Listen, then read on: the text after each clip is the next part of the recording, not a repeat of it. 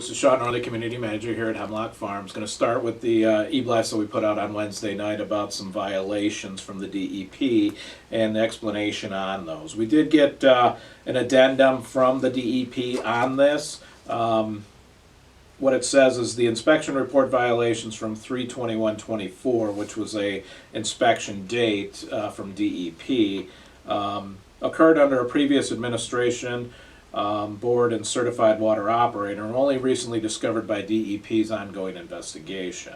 The violations issued are considered de minimis violations.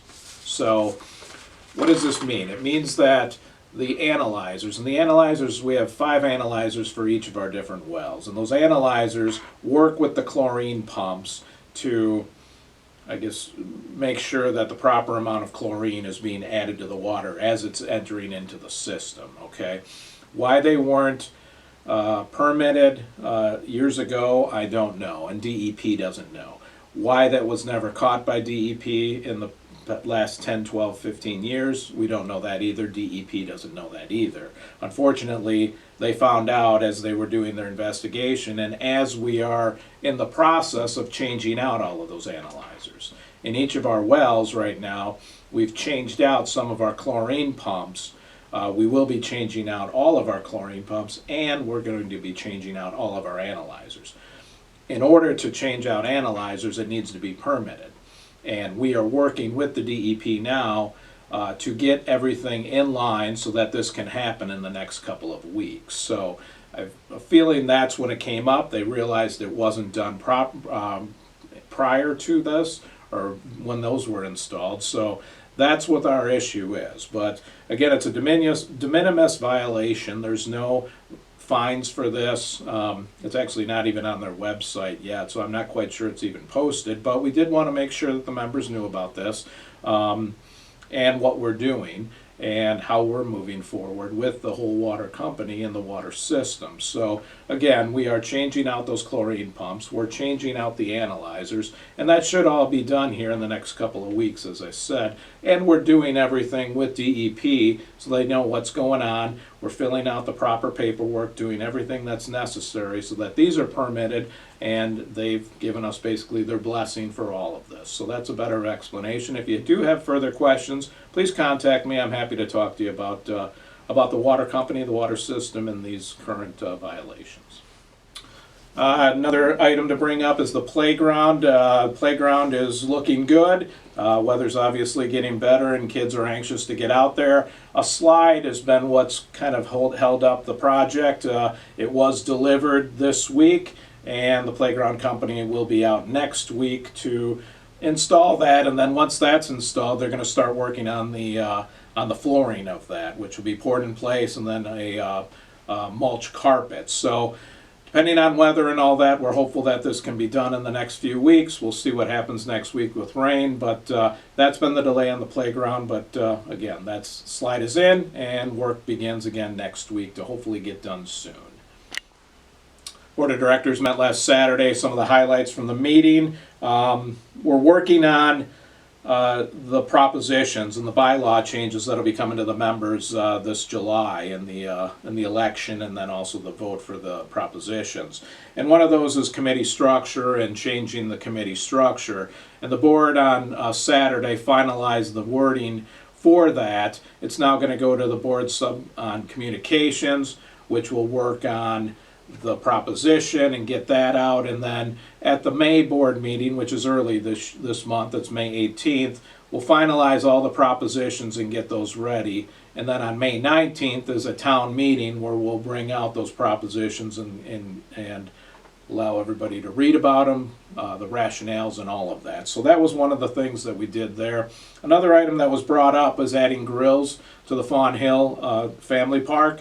It's something that the board asked us to come back next month, in May, this month I guess, to finalize, but just to work on permitting for those grills and also the procedures for those grills. So management's working on that. We'll bring those to the board in May, but the proposal was to purchase 3 grills to be put up there. So we'll have a grilling area at Fawn Hill hopefully this summer. So a couple of highlights from the board meeting for those that weren't able to attend.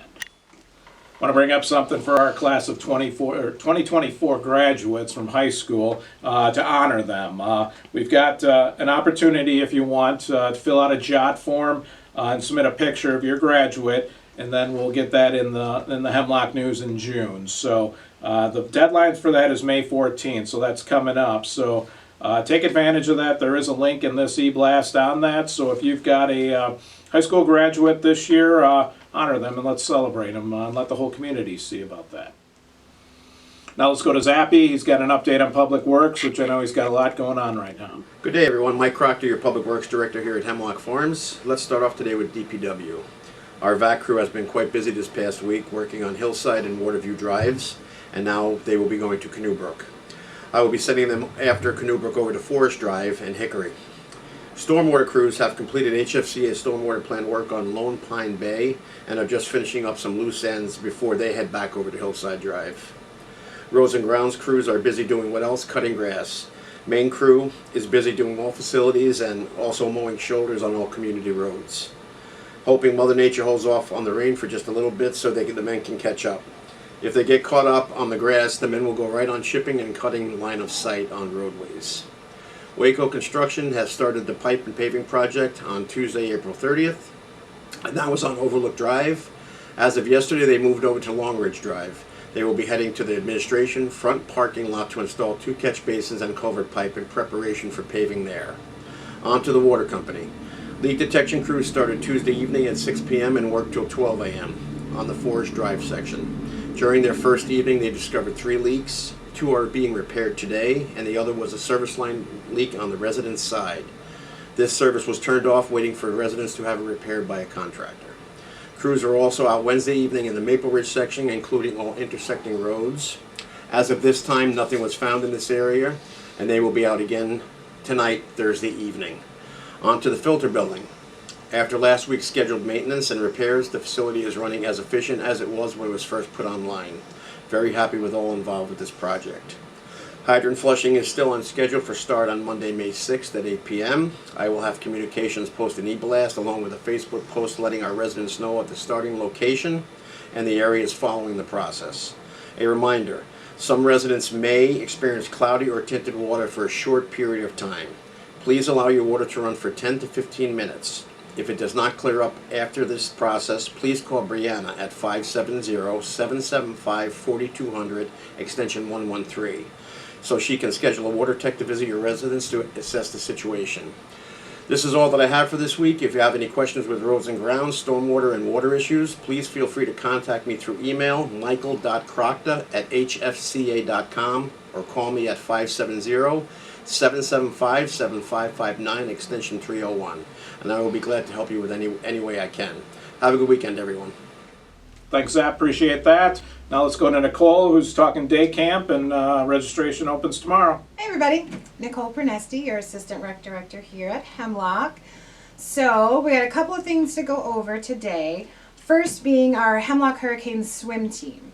So if you're looking to join the swim team this year, the information packet is now available at the administration office.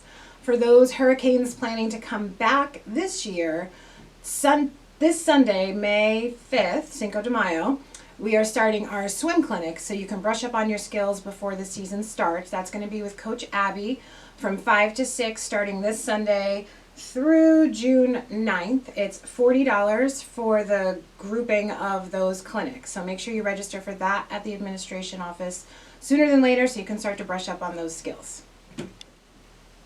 So I'm excited to say that we actually had 6 entries into our summer kickoff tank top contest.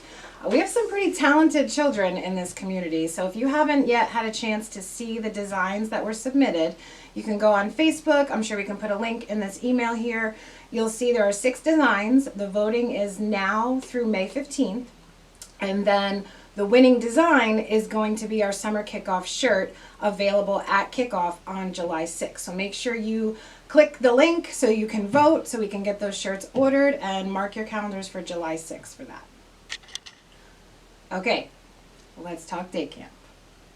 Take a breath, inhale, exhale. Day camp registration begins tomorrow, Saturday, May 4th, in person at administration and online at 7 a.m. I have been getting phone calls and emails. I feel like this is bigger than Taylor Swift concert tickets. So be ready. So if you are one of those members that is going to be registering online, make sure that you have filled out that pre-verification link. That'll be in this email somewhere as well if you've missed it. That must be done in order for you to have access to register online. The pre-verification is not registration. It just gives you access to be able to do it tomorrow at 7. So that link is only valid until tomorrow, May 4th at noon. So, but I would not wait until then because, as you know, we have limited spaces per week at day camp. So it's limited right now to 100 campers per week. So we've already had over 100 people fill out that pre-verification link just for online. So this is why I say it's crazier than concert tickets. So make sure you're following these steps because we don't want you to miss out. We don't want your child to miss out on the experience. So step 1, if you're if you're registering online, make sure you fill out that pre-verification link, like right now. If you're going to be here in person, for boat day, we opened at 7 a.m. and all I can say is people were in line at 4:30 a.m. So take that for what it's worth. We're going to open at 7 a.m. Again, spaces are limited, so I would get here early. Make sure you know which weeks you're looking for, which trips, which after camp, so on and so forth. So we'll have some coffee and donuts in the lobby for you, all of our happy smiling faces waiting for you, and we will be there. We're going to get this done together. Take another breath. We got this. And lastly, after the craziness of day camp registration, whether you're registering or not, bring the family over to the Steer Barn. Our youth center team is sponsoring movie night. It's going to be Trolls. Doors open at 6. It's bring your own food, snacks, drinks, whatever you want to create the movie experience. The movie's going to start at 7. So come, bring the family, have a nice relaxing night out, and enjoy a really great movie. So if I don't see you tomorrow for day camp registration, everybody have a great weekend, and we'll talk soon. Back to you, Shaun. All right, thanks, Nicole. Going to be an early morning tomorrow for registration. If you want to get your kids in day camp, I think it's going to fill up quick. So 7 a.m. start. All right, that's all we have this week. Everybody have a good weekend. Take care.